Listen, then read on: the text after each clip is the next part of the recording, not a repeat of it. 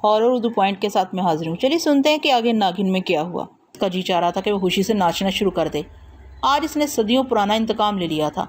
वो खिलखिला रही थी कि अचानक इसकी हंसी को ब्रेक लग गई। इसका मुंह खुले का खुला रह गया, इसकी नज़रें जमकर रह गई। इसकी नज़रों का महवर एक मज़ार था जो बिल्कुल सही सलामत था और वहाँ उसे बेशुमार लोग पनाह गज़ीर नज़र आ रहे थे। और फिर शकुंतला की नज़रें मज़ार के मेहराबी दरवाजे पर जली हरूफ में लिखी तहरीर पर मरकूज़ हो गई, जहाँ साईं बाबा दिलावर हुसैन शाह उर्फ सपा वाली सरकार लिखा था।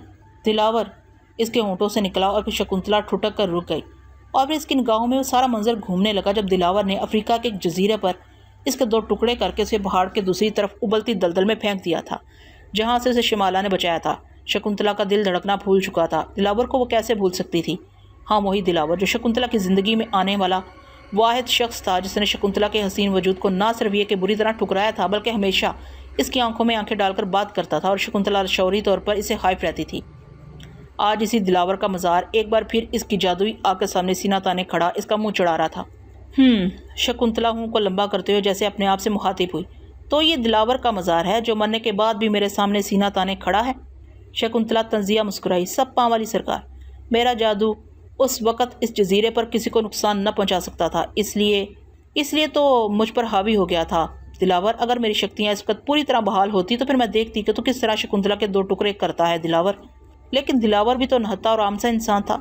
यह शकुंतला के अंदर से अचानक आवाज़ निकली थी जिसे ज़मीर कहते हैं। ज़मीर की आवाज़ को सुनकर शकुंतला ठुठकी और फिर गहरी सांस लेकर आ गई, लेकिन फिर फ़ौरन ही इसने ज़हन को झटका और दिलावर के मज़ार को गौर से देखने लगी, जिसकी हदूद से बेशुमार आंखें उसे अपने वजूद में घुसती महसूस हो रही थी। ये अच्छा खासा बड़ा मज़ार था, लेकिन कीमती पत्थरों की बजाय इसकी बैरूनी चारदीवारी पर गारे की लेप बनी हुई थी।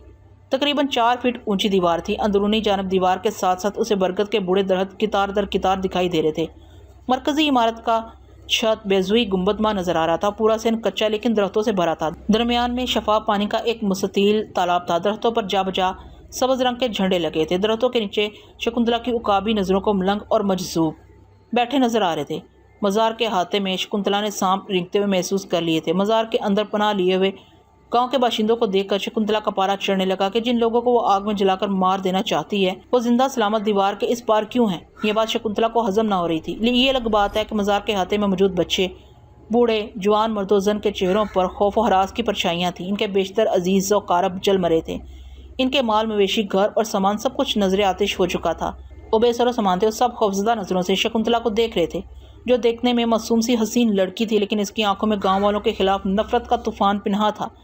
वो इन्हें नखुवत की नज़रों से देख रही थी और मज़ार के गिर्द ज़मीन से कुछ बुलंद होकर मज़ार का तवाफ़ कर रही थी। कई बार शकुंतला ने सोचा कि दंदनाती हुई मज़ार के अंदर चली जाऊं और चीर फाड़ कर रख दूं इन सब लोगों को, मगर इसके दिमाग में ये बात आ जाती कि जो सांप मज़ार के हाथे में घुसता है फिर उसे बाहर निकलना नसीब नहीं होता और वह रस्सी बनकर रह जाता है। वो कोई भी इंतहाई कदम उठाने से पहले 1000 बार सोचने की आदी थी। लिहाजा खासी देर फुनकारने के बाद वो फ़िज़ा में बुलंद हो गई और फिर पहाड़ों के इस पार तलूस कबीले की जानब उड़ान भरने लगी। तू ठीक कहता है गिशारो, मुझे चंद दिन कतन इस तरफ नहीं जाना चाहिए ताकि बस्ती के लोगों को मेरी गैर मौजूदगी का पूरा इत्मीनान हो जाए। वो ज़रूरियात ज़िंदगी के लिए मज़ार के हाथे से बाहर आए, मगर मेरा मसला लोग नहीं दिलावर है। ये बात मुझसे बर्दाश्त नहीं होती कि दिलावर अपनी ज़िंदगी में मुझ पर हावी रहा और अब मरने के बाद भी इसकी कब्र से मैं खौफ खाती रहूँ। ये कोई इतना बड़ा मसला नहीं शकुंतला, तू जिस पाए की जादूगरनी है तुझे खुद भी इसका एहसास नहीं, और फिर शिगारू भी तो अपनी पूरी शक्तियों के साथ तेरे साथ है। अभी तो तूने इसके तरकश के तीर देखे कहाँ हैं? फिर क्या किया जाए? शकुंतला ने पूछा। बस इंतज़ार। अब शकुंतला गिशारू के जवाब में कुछ कहना ही चाहती थी कि इसके वजूद में थरथराहट पैदा हुई, जैसे किसी ने इसके जिस्म को पकड़कर झंझोड़ दिया हो। शकुंतला चौंक कर परेशानी के आलम में खड़ी होगी। ये क्या? उसकी ज़ुबान से इज़तरारी तौर पर निकला। क्या हुआ?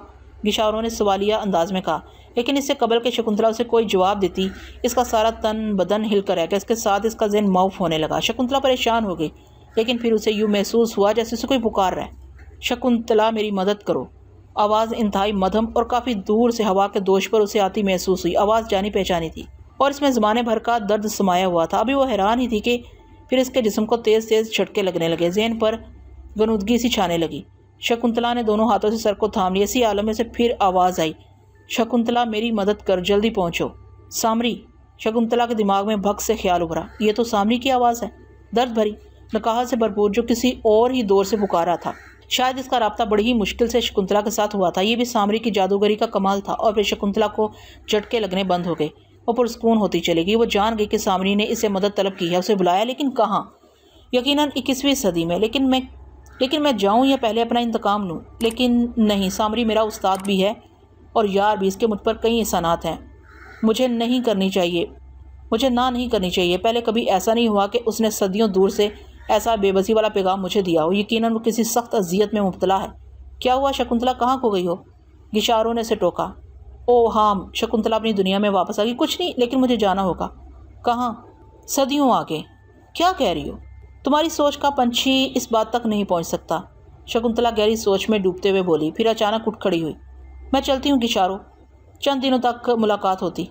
मैं इंतज़ार करूँगा। मैं ज़रूर वापस आऊँगी। इंतकाम की तकमील शकुंतला का नस्बुल्लैन है। ये कहकर शकुंतला उठ खड़ी हुई। अब वो जल्द अज जल्द 21वीं सदी में पहुंच जाना चाहती थी। उसे पता था कि सामरी खलीज बंगाल के एक वीरान सांपों वाले जजीरे पर मिलेगा, क्योंकि शिमाला फिरौनों के दौर से सामरी को लेकर इसी जजीरे पर पहुंची थी। यकीनन वहीं सामरी किसी सख्त मुश्किल में पड़ गया है। इन्हीं सोचों में गलता शकुंतला शिगारो के जजीरानुमा घर से निकली और सामने नजर आने वाली खुशकी पर जा पहुंची और फिर वहीं खड़े खड़े समय पलट जाप जपने लगी। जाप के मुकम्मल होते ही शकुंतला के हवा से हमसा पर अंधेरे की गहरी चादर तन गई। गनुदगी की कैफियत तारी होगी। हमेशा ही ऐसा होता था, लेकिन ये शकुंतला के लिए कोई नई बात ना थी। हवास बेदार होने शुरू हुए तो शकुंतला को सख्त गर्मी और हबस मालूम हुई।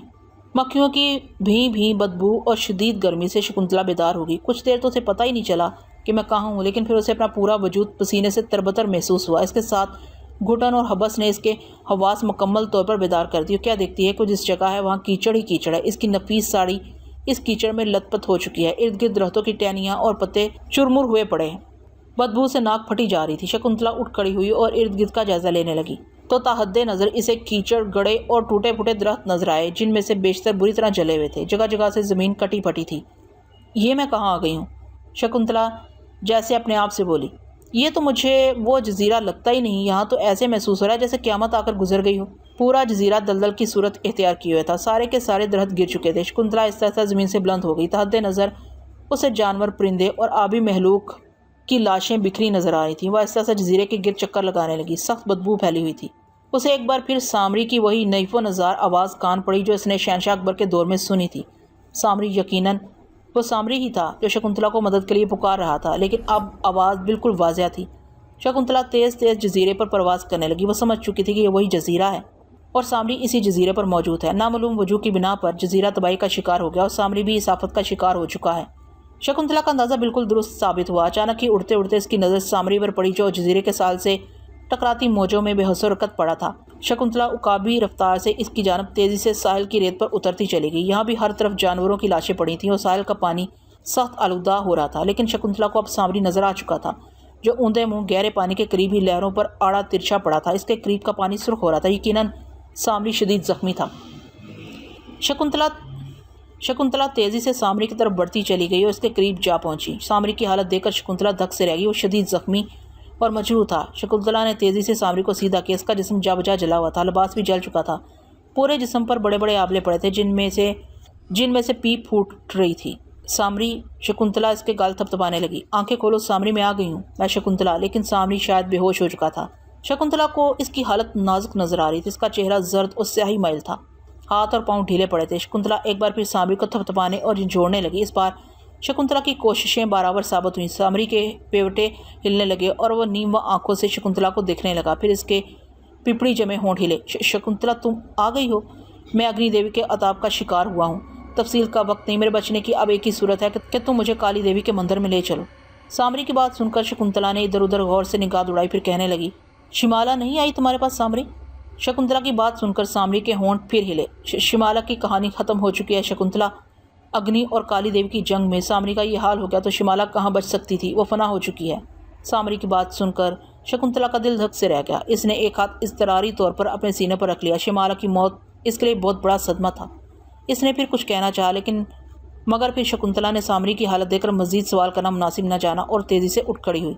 शकुंतला की जादुई कुव्वत से सामरी इस वक्त काली कलकत्ते वाली के स्थान पर आ चुका था। मंदिर की हदूद में आते ही सामरी ने हवास मुज्तमा करके आंखें खोल दी और फिर शकुंतला को हदायत देने लगा। उसने शकुंतला को काली का एक मुजरब नुस्खे वाला मंत्र बताया और खास हदायत की कि मेरे जिस्म को मंदिर की हदूद में बने गदले तालाब के पानी में डाल दो और तालाब के किनारे बैठकर 3 दिन तक ये मंत्र बिला वक्फा पढ़ती रहो। इसके बाद मजीद 4 दिन तक मेरा जिस्म काली के तालाब में पड़ा रहने दो। जब 7 दिन हो जाएंगे तो सेहतमंदी मिल जाएगी। मैं काली का चहेता सेवक हूँ, फिर मैं भला चंगा हो सकता हूँ। इतना कहकर सामने ने नकाहत से आंखें मूंद कर जिस्म ढीला छोड़ दिया। अब इसके जिस्म पर मौजूद मजीद आबले भी फट फट कर बदबूदार पीप छोड़ रहे थे, जिनकी बदबू से शकुंतला के नतने फटे जा रहे थे। शकुंतला ने सामरी को तालाब की तह में डाला और खुद गायब हालत में तालाब के किनारे बैठकर सामरी का बताया हुआ काली देवी का मखसूस खुफिया जाप जपने लगी। ये शकुंतला के लिए कोई ज़्यादा मुश्किल काम नहीं था। इसका तो पूरी ज़िंदगी ही कठिन जाप जपते गुजरी थी। शकुंतला को तो कोई देख ना सकता था, लिहाजा शकुंतला सबकी नज़रों से ओझल चुपचाप बैठी मंत्र जपती रही। इसी आलम में 3 दिन और 3 रातें गुजर गईं। आखिरकार शकुंतला ये कठिन जाप जपने में कामयाब हो गई। इस वक्त शाम का वक्त था जब शकुंतला ने मंत्र के 3 दिन मुकम्मल किए। अभी मजीद 4 दिन सामरी ने तालाब के पानी में गुजारने थे। 3 दिन तक मुसलसल मंत्र पढ़ने से शकुंतला पर सख्त थकावट और नकाहत तारी हो गई थी। उसे भूख और नींद भी सता रही थी। लिहाजा पहले तो उसने काली के लंगर से खाना हासिल करके खूब पेट भर कर खाया और फिर एक खाली कमरा देखकर जिसमें ताला लगा हुआ था सांप बनकर घुस गई। अंदर एक बसीदा सा बिस्तर लगा था। शकुंतला गायब हालत में बिस्तर पर टांगे पसार कर लेट गई और गहरी नींद में पहुंच गई। सारी रात और अगला सारा दिन सोती रही। अगले दिन शाम को उसकी आंख खुली तो फिर इसे ज़ोरों की भूख लग रही थी। खाना खाकर सैर हो गई और इसकी अज़ली नफसानी ख्वाहिश इसके मन में अंगड़ाई लेने लगी। इसे ताज़ा इंसानी खून और कड़ील मर्द की शिद्दत से तलब हो रही थी। अभी इसके पास 3 दिन मजीद थे और वो वापस भी जाना चाह रही थी, मगर सामरी को छोड़कर जाना इसके लिए भी मुमकिन नहीं था। 3 दिन तो इसने गुजारने ही थे। लिहाजा शकुंतला सामरी को इसके हाल पर छोड़कर अपनी तबीयत के मुताबिक मंदिर से दूर निकल गई। काली के मंदिर की सीढ़ियाँ उतरते उतरते उसने देखा सारा आसमान स्याह बादलों से ढका हुआ है। तेज़ हवा चल रही है, कोई दम भी बरसने को है। बाज़ारों में रश लगी है, खवे से खवा चल रहा है। मतोका बारिश के पेश नज़र लोग घरों की तरफ तेज़ी से गामज़न है। और फिर बारिश शुरू हो गई। तेज़ से शुरू होने वाली बारिश ने हर तरफ जल थल कर दिया। देखते ही देखते सड़कों पर पानी जमा होना शुरू हो गया। शकुंतला गायब होने के बावजूद बारिश से तो ना बच सकती थी। इसकी साड़ी से पानी नुचड़ रहा था। साड़ी इसके वजूद से चिपक चुकी थी। वो तेज़ी से इधर उधर देखते हुए बचने का सामान करने लगी। लम्हा ब लम्हा अंधेरा गहरा हो रहा था। शकुंतला किसी महफूज और आरामदेह मुकाम की तलाश के लिए हौले हौले बुलंद होना शुरू कर दिया और गुंजान आबादी से दूर हटने लगी। और आमतौर पर वो आबादी से दूर ही रहना पसंद करती थी। बारिश से ठंडक बढ़ गई थी। वैसे भी मौसम खुनक था। शकुंतला की बत्तीसी बजना शुरू हो चुकी थी। ऐसे में शकुंतला को एक पुरानी लेकिन बहुत बड़ी सी इमारत नजर आई। शकुंतला इसके गेट के ऊपर से होती हुई इसके अंदर जाकर उतर गई। इमारत से पहले कार पार्किंग और फिर लॉन था। शकुंतला आगे बढ़ती गई। सामने ही इमारत के ऐन दरमियान 4 सतूनों के सहारे खड़ा इसे नीम दायरे में छोटा सा बरामदा नजर आया, जिसमें मोटे शीशे का दरवाज़ा था। शकुंतला ने दरवाजे को धकेला और अंदर दाखिल होगी। सामने ही मेज़ के पीछे कुर्सी पर उसे एक सांवली सी मरियल सी लड़की बैठी नजर आई, जिसने दरवाज़ा खुलने की आवाज़ सुनकर नजरें उठाई। लेकिन शकुंतला तो गायब थी, उसे नजर कैसे आती? इससे कबल की लड़की हैरान होती। अचानक गुप अंधेरा छा, रोशनियां बुझ गई, शायद बिजली चलेगी। इस अंधेरे का फायदा उठाकर शकुंतला सांवली लड़की के बाएं तरफ नजर आने वाली रादरियों की तरफ चल दी। 10 कदमों के बाद फिर दरवाज़ा आ गया। बंद था, लेकिन शकुंतला के मामूली इशारे से दूसरी जानब की चटखानी क्लिक की मध्यम आवाज़ से नीचे हुई और शकुंतला ने धकेल कर दोनों पट खोल दिए। उसे कोई दुश्वारी न थी। सामने दाएं से आकर बाएं जाने वाली राहदरी थी। शकुंतला ने पहले दाएं और फिर बाएं देखा तो बाएं तरफ आखिरी सिरे में उसे घूमती हुई सीढ़ियां ऊपर जाती नजर आईं। शकुंतला सीढ़ियों की तरफ चल दी। अभी तक बाहर वाली सामनी लड़की के अलावा शकुंतला को कोई इंसान नजर न आया था। वो सीढ़ियां घूमकर ऊपर पहुंच गई। सीढ़ियों के इख्तिताम पर फिर दरवाज़ा था, जो अंदर से बंद था, जो लम्हे भर में खुल गया। यहाँ फिर शकुंतला को एक 6 फीट का रास्ता नजर आया, जिसके दाएं बाएं कमरे बने थे। इसी तरह राहदरी के आखिर में शकुंतला को फिर सीढ़ियां ऊपर जाती दिखाई दी, लेकिन शकुंतला कमरों में झांक झांक कर दिखने लगी। इसी लम्हे अचानक बिजली आ गई और ट्यूब लाइट्स जल उठी। में शकुंतला को 2 लड़कियां मैली सी साड़ियां पहने एक कमरे से निकलकर दूसरे में जाती नजर आईं। वो थोड़ा आगे बढ़ी तो कमरों के अंदर से भी इसे लड़कियों और औरतों की आवाज़ें आ रही थी। इसलिए कमरे के खुले दरवाजे से झांका तो उसे 5-6 लड़कियां फर्श पर बिस्तर बिछाकर बैठी बातें करती दिखाई दी। सब की सब गरीब और मस्कीन नजर आ रही थी, सहमी सहमी शक्लें। जबकि शकुंतला को तो तलाश थी अपने लिए खून की, और वो इन कमज़ोर और डरी डरी सहमी सहमी मफलूकुल हाल औरतों का खून न पीना चाहती थी। उसे तो गर्म खून के जोर से फूली हुई गर्दनें पसंद थी। लिहाजा शकुंतला फिर चल पड़ी। दूसरे कमरों में भी तकरीबन ऐसे ही मनाजर थे। यूँ लगता था जैसे ये बेसहारा लड़कियों का घर हो। आगे जाकर राहदरी हम खाकर मुड़ गई और मुड़ते ही फिर सीढ़ियाँ जाती नजर आईं और हस्बे सबक दरवाज़ा भी बंद था। शकुंतला चंद लम्हों में बंद दरवाजे से निकल गई तो अपने आप को एक बड़े हाल में पाया। इसके साथ ही उसे एक नस्वानी चीख सुनाई दी। शकुंतला हैरान न हुई, क्योंकि मंजर सामने ही था। क्योंकि मंजर सामने ही था। एक 45 साल फरबा औरत हाथ में मोटा बैग पकड़े एक लड़की को बुरी तरह जदोकोब कर रही थी। 20-22 साल लड़की माफिया मांगे जा रही थी। फरबा औरत बैग के साथ जुबान भी चला रही थी। लड़की की चीखें और औरत की भद्दी और करहत आवाज पूरे हाल में गूंज रही थी। हरामजादी कामचोर, काम करोगी तो खाओगी। बोल क्या करती रही है सारा दिन? क्यों काम पूरा ना हुआ? बोल बोल। फरबा औरत लड़की पर तशद्दुद कर रही थी और फिर इसे छोड़कर एक और सहमी और थर थर करती 16-17 साल काली सी लड़की को मारने लगी। शकुंतला करीब आकर तमाशा देखने और सूरत हाल को समझने की कोशिश करने लगी। फरबा जालिम औरत इस मासूम को बेदर्दी से पीट रही थी जो जोर जोर से रो रही थी। मैडम कल काम कर दूंगी, लेकिन औरत उसे पीटे जा रही थी। और कल जो काम करना है वो परसों तुम्हारी अम्मा आकर करेगी मनहूस। और फिर बारी बारी सभी लड़कियों को वो पीटती रही और फिर अपने जैसी ही एक और बदसूरत करखत औरत को हुक्म दिया, एलिस, इन्हें आज रात का खाना न दिया जाए और सुबह इन्हें मुंह अंधेरे जगाकर मशीनों पर बिठा दो। कल रात तक जब ये भूखी प्यासी काम करके दोहरी हो जाएंगी फिर इन्हें पता चलेगा कि रेणुका देवी के ऑर्डर कितने सख्त होते हैं। ये कहकर वो सख्त गुस्से में लंबे लंबे कदम उठाती चली गई। रेणुका देवी के जाने के बाद दूसरी औरत एलिस ने इन चारों सितम रसीदा लड़कियों को धकेल कर एक कमरे की तरफ हाँका और बाहर से कुंडी लगा दी। शकुंतला जान गई कि यह कोई आश्रम है जहाँ अमान के नाम पर मजलूम खवातीन कैद मशक्कत काट रही हैं। एलिस भी जा चुकी थी। शकुंतला थोड़ी देर सोचती रही कि क्या करूं।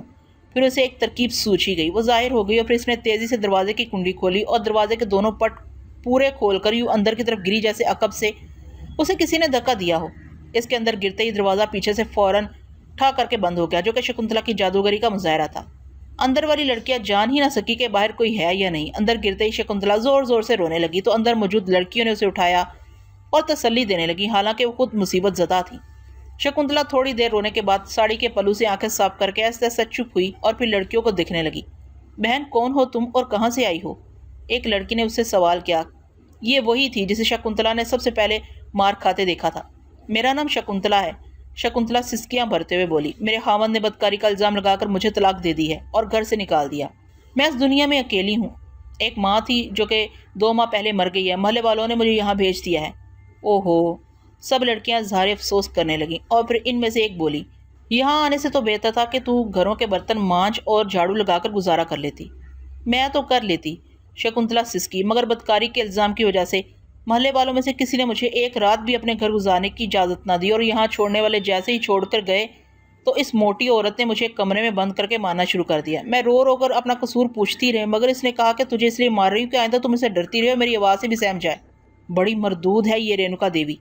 सारी लड़कियां उसे कोसने लगी। हमदर्दी के नाम पर इसने जुल्म का बाजार गर्म कर रखा है। फिर शकुंतला आहिस्ता आहिस्ता लड़कियों में घुल मिल गई। इन्हें खरीदने लगी कि रेणुका वेलफेयर के नाम पर मुखैर हजरात को भी बटोरती रहती है और इसकी एक बहन का मारूफ कारोबारी सेंटर में एक बुटीक भी है जिसमें फरोख्त होने वाले मलबूसात रेणुका देवी पनागज़ीन लड़कियों से बिलजबर तैयार करवाती है और फिर ये सिले सिलाई कपड़े अमीर खवातीन को इस बुटीक पर महंगे दामों पर फरोख्त कर दोनों बहनें भारी मुनाफा कमाकर इसे 50-50 कर लेती हैं और वो कपड़े तैयार करने वाली मजबूर बेसहारा खवातीन को कुछ नहीं मिलता।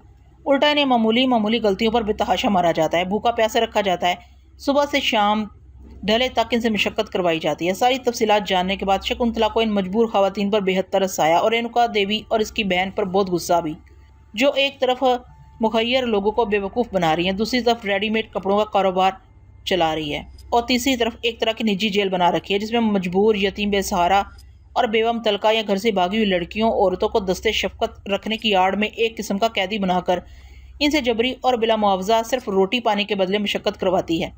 शकुंतला ने फैसला कर लिया कि अपनी खूनी प्यास भी इन दोनों से ही बुझाऊंगी और इन्हें सबक भी सिखाऊंगी। अब शकुंतला दूसरी लड़कियों के सोने का इंतजार करने लगी। इस बात में कोई घंटा भर लग गया। मजीद 1 घंटा इसने इनकी नींद गहरी करने के लिए गुजारा और आखिरकार उठ खड़ी हुई और मंजर से गायब हो गई। जल्द ही वो रादरी में चल रही थी और एक एक कमरे में झांक भी रही थी, क्योंकि वो कमरों और रास्ते से वाकिफ ना थी। हर कमरे में उसे 5-5 औरतों की टोली रिहाइश पजीर दिखाई थी जो जमीन पर बिछी दरी पर तकिए रखे सो रही थी। सबके चेहरे जबरे मुसलसल की चूली खा रहे थे। शकुंतला घूमती घूमती फिर निचली मंजिल पर आ गई। इमारत इस तर्ज की बनी थी कि चारों तरफ इमारत और दरमियान में खूबसूरत सा बागीचा था जिसमें पैदल चलने की पक्की रोश मौजूद थी। निचली मंजिल से शकुंतला इमारत के अगली तरफ निकल गई। बारिश अभी तक हो रही थी। कमरों के अंदर से तेज रोशनियां छन छन कर आ रही हैं। म्यूजिक की आवाज़ें आ रही हैं, लेकिन रात्रि मुकम्मल तौर पर तारीक है, जबकि चंद कमरों से म्यूजिक की आवाज़ें तो आ रही हैं लेकिन लाइटें ऑफ हैं। शकुंतला बड़ी हैरान हुई। आखिर उसे एक कमरे का दरवाज़ा खुला लेकिन भिड़ा हुआ नजर आया, जिससे ट्यूबलाइट की रोशनी बाहर आ रही थी। शकुंतला ने एहतियात से अंदर झांक कर देखा तो उसे सजावट से लबरेज कमरे में एक जवान साल तरादर हसीना दिखाई दी, जिसकी पुश्त दरवाजे की तरफ थी। शकुंतला एहतियात से अंदर चली गई और लड़की के सामने की तरफ जाकर आहिस्तगी के साथ बेआवाज सोफे पर बैठ गई। कमरे में अच्छी खासी हरारत होने की वजह से शकुंतला को खासा सुकून मिला। वो लड़की का जायजा लेने, जो किसी सूरत 16-17 साल से ज्यादा की ना थी। रंगत गोल्डन, ब्लैक बाल, तराशीदा स्लीवलेस शर्ट और मिनी स्कर्ट में मलबूस, गोल तकिए पर नीम दराज, दाएं हाथ में शराब का गिलास और बाएं हाथ में पतला लंबा अंग्रेजी लेडी सिगरेट। इसकी निगाहों का मरकज टीवी पर चलने वाली अंग्रेजी एक्शन फिल्म थी, जिसे वो मजे से देख रही थी। शकुंतला कुछ देर किसी तब्दीली की मुंतजर रही, मगर लड़की मुसलसल इन्हीं मशागल में मसरूफ रही। तो शकुंतला चुपके से बाहर निकल आई और अगले कमरे के पास जा पहुंची, जिसका दरवाज़ा अंदर से बंद था। वो ऊपर कूद गई और रोशनदान से अंदर झांका तो यहाँ भी उसे एक हसीन और जमील दुशीज़ा नजर आई, जिसने बारीक मैक्सी जेबतन कर रखी थी और सोफे पर बैठी किसी अंग्रेजी मैगजीन की बरगर्दानी में मसरूफ थी। शकुंतला आगे बढ़ गई। इस कमरे का दरवाज़ा भी बंद था। रोशनदान से शकुंतला ने देखा तो अंदर उसे भरे भरे वजूद वाली गोल मटोल सी हसीना दिखाई दी, जिसने स्याह रंग की साड़ी पहन रखी थी, जो इसके गुलाबी रंग पर गजब ढा रही थी। गहरे स्याह लंबे यू कट बाल शानों के पीछे लहरा रहे थे। इसी वक्त शकुंतला को कैंची गेट खुलने की आवाज़ आई और इसके साथ ही बहुत से कदमों की चाप सुनाई दी। शकुंतला ने रोशनदान के पास से ही पलट कर देखा तो रेणुका देवी एक और 40 साला औरत को 5 मर्दों के साथ अंदर आते देखा। रेणुका के बगल में अब वैद भी मौजूद था, जिससे इसने लड़कियों की पिटाई की थी। तमाम मर्द वेल ड्रेस और मतमूल नजर आ रहे थे। रेणुका सरगोशियों से इन्हें कुछ बता रही थी और भी शकुंतला के देखते ही देखते 5 अशखास अलग अलग कमरों में चले गए, जबकि रेणुका देवी दूसरी खातून राहदरी के आखिरी बाएं तरफ वाले दरवाजे को खोलकर कमरे में चली गई। शकुंतला ने दोबारा रोशनदान से अंदर झांका तो अंदर दाखिल होने वाला मर्द और स्याह साड़ी वाली लड़की उसे मुस्कुराते हुए मानका करते नजर आए। लड़की के दहकते उकसार और सुर्ख तरीन होंठ मुस्कुरा रहे थे और फिर दोनों आमने सामने सोफे पर बैठ गए। शकुंतला समझ गई कि यहाँ हर तरह के खेल होते हैं। अब शकुंतला का रुख इस कमरे की जानब था जहाँ रेणुका देवी और दूसरी औरत गई थी, लेकिन शकुंतला भी इस कमरे के दरवाजे तक ही पहुंची थी कि वो दोनों इसे बाहर निकलती नजर आईं। तो शकुंतला ठुठक कर रुक गई और इनका अगला रद्देमल देखने के लिए ठहर गई, लेकिन वो दोनों रुकी नहीं और बातें करती हुई चल पड़ी। इन दोनों को देखकर कैंची गेट खुल गया। शकुंतला भी इनके पीछे पीछे बाहर निकल आई। बारिश अभी तक तूफानी तरीके से जारी थी।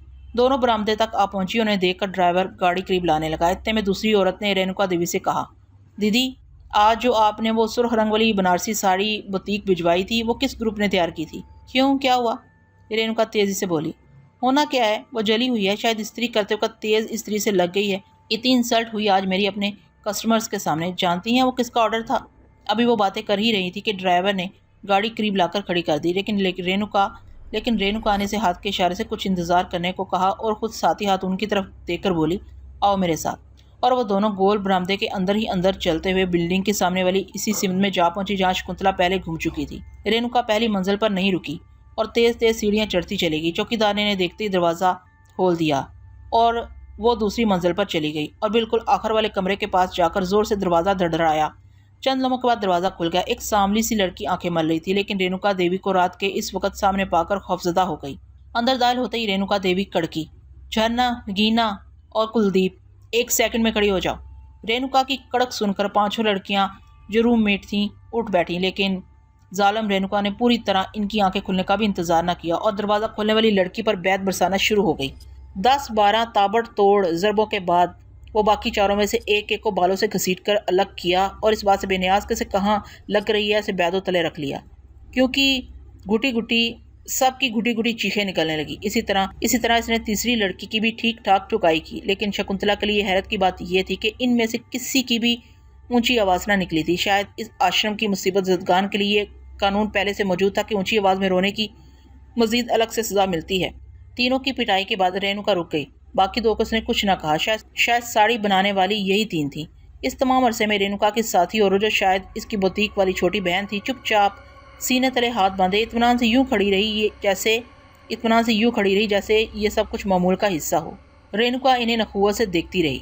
अभी वो चंद ही कदम आगे गई होंगी कि रेणुका ने चौकीदार को आवाज़ देकर वापस बुलाया और आस्तगी से कहने लगी, बस 2 घंटे इन लड़कियों को खड़ा रखना और फिर सुला देना, कहीं मर ही ना जाए। तो चौकीदार सर तस्लीम करता हुआ चला गया और फिर दोनों बहनें वहाँ से चल दी और नीचे आ गई। ड्राइवर कार के पास ही खड़ा था, लेकिन रेणुका ने उसे बाहर आने का इशारा किया तो वो बाहर निकल आया। आज तुम रह जाओ, हम खुद चली जाती हैं। बारिश बहुत तेज़ है, इतनी दूर से दोबारा वापस आना तुम्हारे लिए मुश्किल होगा। सुबह तुम दूसरी गाड़ी लेकर आ जाना। जैसे आपका हुक्म। ड्राइवर चहक कर एक तरफ हो गया तो रेणुका उसकी बहन दौड़कर गाड़ी में बैठी और गाड़ी चल दी। शकुंतला शदीद बारिश में भी इन दोनों के ताकों में चल दी। वो हर हालत में आज रेणुका देवी का खून पीना चाहती थी। गाड़ी को देखकर गेट खुल चुका था। गाड़ी तेजी से पानी की सतह चीरती हुई आगे बढ़ने लगी। जाड़े की सर्द बारिशी रात में हर तरफ सन्नाटा फैला हुआ था, लेकिन शकुंतला को मजीद वीरान जगह का इंतजार था। मजाफाती इलाका शुरू होते ही शकुंतला इन एक्शन हो गई। गाड़ी अचानक झटके से रुक गई। रेणुका देवी को सड़क के बीचों बीच एक खूबसूरत खातून हाथ फैलाए खड़ी नजर आ गई थी, जो गाड़ी नजर आने के बावजूद अपनी जगह से न हटी थी। मजबूरन इसे गाड़ी रोकनी पड़ी। गाड़ी रोकने के बाद जैसे ही रेणुका ने दोबारा सड़क पर देखा तो हैरत का से शदीद झटका लगा। अब सड़क खाली थी, वहां कोई भी ना था। हैं, लड़की कहाँ गई? दोनों के मुंह से कोर्स के अंदाज में निकला। इसी वक्त पिछली निश्चित से इन्हें तेज ससराहट सुनाई दी। दोनों ने एकदम मुड़कर देखा तो इनके होश उड़ गए। एक स्याह काला नाग फन फैलाए पिछली सीट पर मौजूद था। दोनों के हलक से दिलखराश चीख निकली। दोनों ही अपनी अपनी तरफ का दरवाजा खोलकर गाड़ी से बाहर तेज बारिश की परवाह किए बगैर निकली। यही शकुंतला की मंशा थी। रेणुका देवी ने जैसे ही बाहर का दरवाजा बंद किया, उसे अपने बिल्कुल करीब वही लड़की नजर आ गई। ये शकुंतला ही थी जो इनको जादुई शोभे दिखा रही थी। शकुंतला ने हाथ बढ़ाकर रेणुका के बाल पकड़ लिए और बाएं हाथ की दरमियानी उंगली से इसकी बहन की तरफ इशारा किया तो उसको पीछे से यूं झटका लगा जैसे कोई गैर मरई ताकत उसे खींच रही हो, और वो घिसटते घिसटते शकुंतला के पास आ गई तो शकुंतला ने बाएं हाथ से इसके बाल भी पकड़ लिए। दोनों के बाल हाथ में आते ही शकुंतला के पैर जमीन छोड़ने लगे। चंद ही लम्हे बाद शकुंतला बारिश में यूं उड़ रही थी कि इसके दोनों हाथ फैले हुए थे। दोनों हाथों में रेणुका और इसकी बहन के बाल सख्ती से जकड़े हुए थे और दोनों छिपकली की तरह हाथ पांव चिल्लाती हुई लटकी हुई थी, लेकिन इनकी आवाज़ें हलक से बाहर ना आ रही थी और ना ही शायद वो लोग इस वक्त किसी और को नजर आ रहे थे। शकुंतला की खासी रफ्तार थी। वो इन दोनों को इसी हालत में लिए हुए इसी इमारत की छत पर उतरने लगी। उतरने से कबल इसने इधर उधर देखा तो उसे एक जानब कुलदीप, नगीना और झन्ना नजर आ गई। शकुंतला यानी इनके पास जाकर उतरी तो इसने देखा कि ठंडी रात और तेज बारिश में तीनों लड़कियों के मुंह पैकिंग टेप से बंद है और इनके हाथ पुस्त की तरफ करके ने लोहे की रेलिंग के साथ बांधा गया है। शकुंतला की तेज निगाहों ने देख लिया कि तीनों लड़कियां सर्दी से नीली पड़ रही हैं। रेणुका और उसकी बहन के बाल शकुंतला ने छोड़ दिए, लेकिन बावजूद कोशिश के ना तो वो भागने के लिए हिल सकी और ना इनकी आवाज़ निकल सकी। दोनों दिलखराश सूरत हाल से सख्त परेशान बल्कि बुरी तरह खौफजदा थीं। तीनों बंदी लड़कियों के लिए भी यह लम्हा हैरत से बेहोश होने से कम न था, लेकिन मजीद हैरत तो इन्हें इस वक्त हुई जब इन्हें महसूस हुआ कि न सिर्फ इनके हाथ खुले हुए हैं बल्कि इनके मुंह पर लगी टेप भी ख़त्म हो चुकी है और वो बोल भी सकती हैं। देखो लड़कियों, शकुंतला इन तीनों से मुखातिब हुई, मैं जानती हूँ कि रेणुका देवी ने तुम्हें गर्म बिस्तरों से सोते सोते निकालकर बहुत मारा और फिर मजीद सजा के तौर पर यहाँ बारिश और ठंडे मौसम में बंधवा दिया और खुद आरामदेह गाड़ी में बैठकर अपने बंगले की तरफ रवा दवा थी। मैं एक जादूगरनी हूँ और मुझे इनके तमाम मजालम का पता चल चुका है। आज इनकी ज़िंदगी की आखिरी रात है। अब से थोड़ी देर बाद मैं इनका खून पी जाऊंगी, मगर खून पीने से पहले चाहती हूँ कि तुम तीनों इन दोनों को इसी तरह मारो जिस तरह ये आश्रम की बेसहारा लड़कियों को जुल्म का निशाना एक अरसे से बनाती चली आ रही है। ये लो। शकुंतला ने हाथ बढ़ाए तो लड़कियों ने इसके हाथ में बैत की 3 पतली पतली लंबी छड़ियाँ देखी, लेकिन लड़कियों को तो अपनी होश ही ना थी। वो तो इस सूरत हाल से खुद भी दम्बखूद थी और फटी फटी निगाहों से कभी रेणुका देवी, इसकी बहन, और कभी शकुंतला की अजनबी शक्ल देख रही थी। शकुंतला ने एक दो बार लड़कियों को उकसाया कि इनको मारें, लेकिन इनकी तो अपनी हिम्मत ही जवाब दे चुकी थी। मजबूरन ये फ़र्ज़ भी शकुंतला को खुद ही अंजाम देना पड़ा और इसने एक छड़ी संभाली और हाथ में तोड़कर रेणुका के कोले पर दे मारी। रेणुका की शक्ल से पता चला वो बिलबिला उठी है, मगर इसकी आवाज़ ना निकल सकी। दूसरी बार छड़ी रेणुका की बहन के मुंह पर पड़ी, जिससे वो फड़कने लगी। फिर तो शकुंतला ने इन दोनों को रुई की तरह धुनना शुरू कर दिया। दोनों के चेहरे सख्त तकलीफ की चुगली खा रहे थे और दोनों ही मुर्गे बिस्मिल की मानत तड़प रही थी, मगर इनकी आवाज़ें इनके हलक के अंदर ही दम तोड़ रही थी। 15 मिनट शकुंतला ने इनको इतनी फेंटी लगाई कि लहूलुहान होकर दोनों ही जान बलब हो गई। तो शकुंतला ने छड़ी फेंक दी और फिर हुआ नज़रों से इन दोनों को देखने लगी, जबकि नगीना, झरना, कुलदीप औनकों की तरह ये सब कुछ देख रही थी। इनके देखते ही देखते रेणुका और इसकी बहन के मुंह आसमान की तरफ हो गए और दोनों हाथ खुल गए और शकुंतला रेणुका देवी की मोटी गर्दन पर झुककर अपने तेज दांतों से इसकी शारक काटने लगी। रेणुका मौत के झटके लेने लगी। इसके हाथ हवा में ऊपर नीचे लहराने लगे, शक्ल बिगड़ने लगी, लेकिन शकुंतला लप लप सिप इसका खून पीना शुरू हो चुकी थी। तीनों लड़कियां इस मंजर की ताबनालाज़गियों होश से बेगाना हो गई। शकुंतला का ख्याल था कि दोनों का खून पीऊंगी, मगर रेणुका अकेली ही इतनी पली पलाई थी कि सैर होकर पीने के बावजूद भी इसका खून ख़त्म नहीं हो रहा था।